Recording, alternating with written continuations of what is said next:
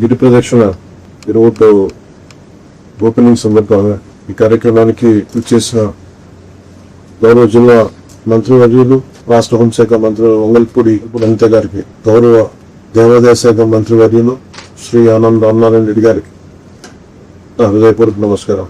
మంత్రివర్యులు కొండపల్లి శ్రీనివాస్ గారికి, పార్లమెంట్ సభ్యులు కలిసెట్టి అప్పలనాయుడు గారికి, గౌరవ శాసనసభ్యులు రజిమర్ల శ్రీమతి లోకం మాధవి గారికి, బీజేపీ విజయనగరం జిల్లా అధ్యక్షులు పాక్కలపాటి రాజేశ్వరం గారికి, ఎమ్మెల్యే విజయనగరం శ్రీమతి పూసపాటి విజయలక్ష్మి గజపతి రాజు గారికి నా హృదయపూర్వక నమస్కారం. గత ప్రభుత్వంలో రామతీర్థం అనగానే రాముడి తల సిరిచ్ఛేదం జరిగింది, మనకు గుర్తుండిపోయింది. ఈ రోజు కొన్ని దశాబ్దాలు అడుగుతూ ఉన్నారు. ఈ రోడ్డు ఒక 3.70 కిలోమీటర్ల రోడ్డు, రాళ్ళు రప్పలతోటి ముళ్ళ తొప్పలతో నిండిపోయిన రోడ్డు చాలా కష్టంగా ఉండేది. ఆ గిరి ప్రదక్షిణకి వచ్చే భక్తులు కష్టమైనా సరే ఆ మార్గంలో నడిచేవాళ్ళు. ఈ విషయాన్ని స్థానిక శాసనసభ్యురాలు శ్రీమతి లోకం మాధవి గారితో పాటు కొంతమంది భక్తులు దృష్టికి తీసుకొస్తే అది మన గౌరవ సీఎం చంద్రబాబు నాయుడు గారు కూటమి ప్రభుత్వం అధికారం చేపట్టిన తర్వాత ఆలయాల పవిత్రని సంరక్షించే చర్యల్లో భాగంగా రామనారాయణ రెడ్డి గారి ఆధ్వర్యంలో చాలా గుళ్ళకి మనం తిరిగి పునర్జీవం ఇవ్వటం జరిగింది.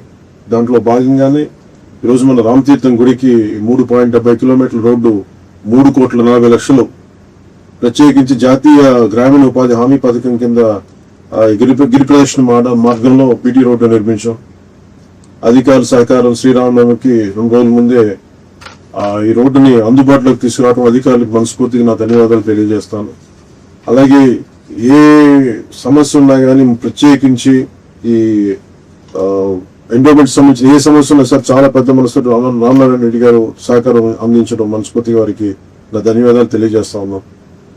కూటమి ప్రభుత్వం అధికారంలోకి వచ్చిన తర్వాత ఆలయాల పవిత్రతను కాపాడే చర్యల్లో భాగంగా గడిచిన 20 నెలల కాలం ఉపాధి హామీ పథకం, పంచాయతీ రాజ్ శాసక నిధుల నుంచి దాదాపు 40 కోట్ల రూపాయలు పైగా వెచ్చించి 22 ప్రధాన ఆలయాలకి రోడ్లు వసతి కల్పించాం.